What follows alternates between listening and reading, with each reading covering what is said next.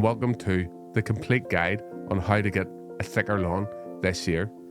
I'm going to go through it step by step and break it all down and make it easy so you can get the best lawn possible. The first and most obvious step is to cut your lawn. It's recommended after you renovate your lawn, leave your lawn for at least 2 or 3 weeks until you cut it to get the seed off to a good start. Should you scalp the lawn or not before starting? This question comes up all the time in my videos. I never do, but let me know in the comments if you scalp your lawn before you start your renovation. If you have any questions about the stuff that I'm covering today, always leave me a comment down below as I do my best to answer your questions. Grass is cut and we're ready for the next stage. Today I'm going to be using a powered aerator to aerate the lawn. This punches holes down into the lawn. These machines can be hard, or alternatively you can do it by hand, but a word of warning, it's extremely hard work to aerate any size of lawn by hand.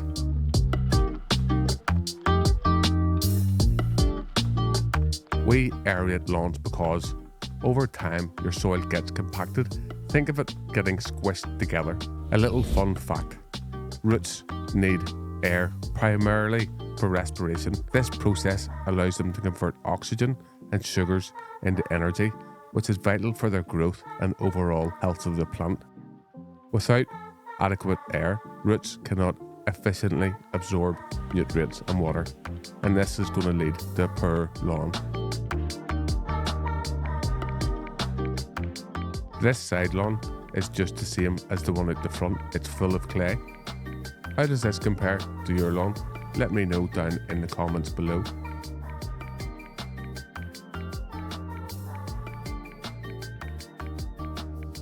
The next step is scarification.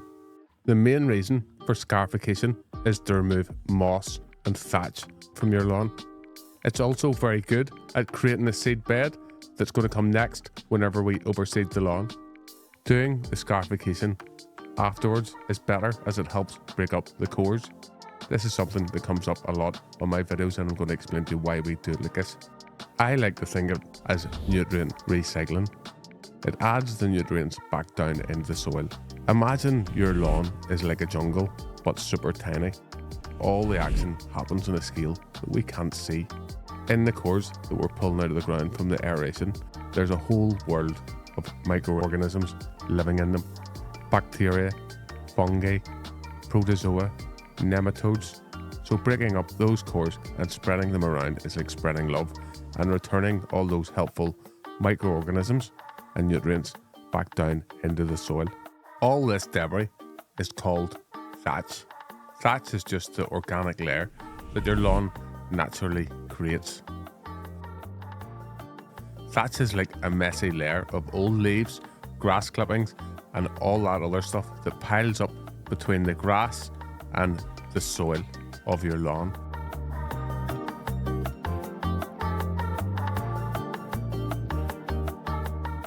When the thatch on your lawn gets too thick, it can stop air, water and nutrients from getting down into the soil.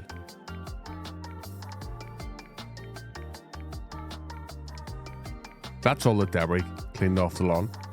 Now I'm going to get the lawnmower and run it over one last time just to make sure that we'll have a nice clean surface to do the next stage from.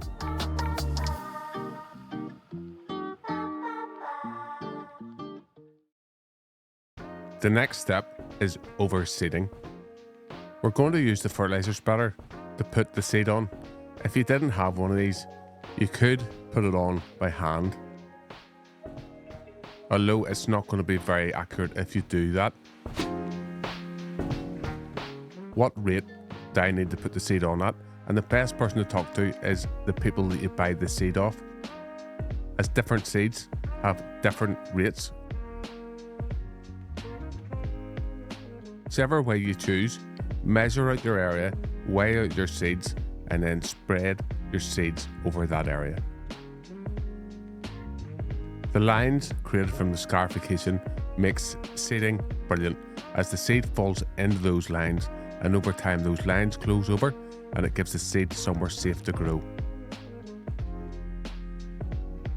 Our next step is to cover the seeds with some soil. The most efficient way to do that is with this tool. This device is called a compost roller. I will leave a link to all the products featured in the video description. I'm going to show you a trick that will turbocharge this for you. Add more seed into your compost spreader and mix it thoroughly. This method uses a lot more seed. However, it mixes the seed and the compost or the topsoil, whatever material you're using in the spreader, really well. And then add in some more soil. Now it's time to get the seed and the soil onto the lawn. If you do this, it'll give you excellent ground cover and the seed will grow really well as it's mixed thoroughly with the soil. The covering shields the seeds from the birds. It gives the seeds a secure place to grow as it develops roots. This is another reason why the roller is really good, as it collects all the stones and small debris that might be in the material.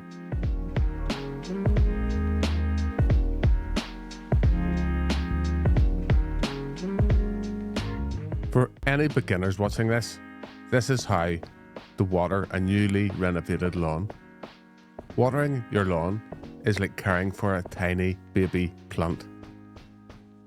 The first time, use a light spray to moisten the soil. This helps the seeds soak up the water without getting washed away.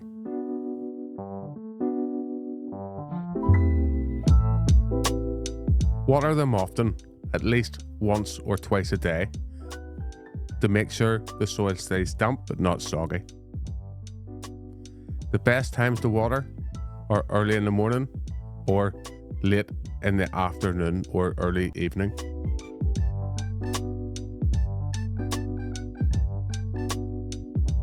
If you want a little pro tip that will make the next bit a lot easier, leave it to dry and go and have a cup of tea. Our next task is to work the material into the lawn. This tool is called a lawn loop. Some people call it a lawn leveler, and it does just that. It levels the soil. A little note that some beginners get tripped up on. If you use compost for covering seeds, it's great as it has a lot of nutrients in it, but compost doesn't level a lawn as it breaks down. If you don't have a tool like this, you could use the back of a rake or even a soft brush to work the material into the lawn.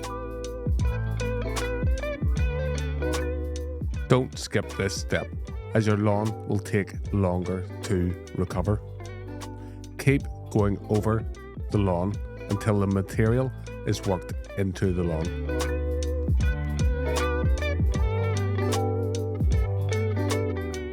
It should look something like this. Apply a pre-seeder fertilizer. This is going to get the seeds off to a great start. Again, I will leave the links down in the video description. If you use my links, it helps support the channel. A quick blow to remove any of the debris, then it's time for some seaweed. Watch this next video to find out how to look after your newly renovated lawn.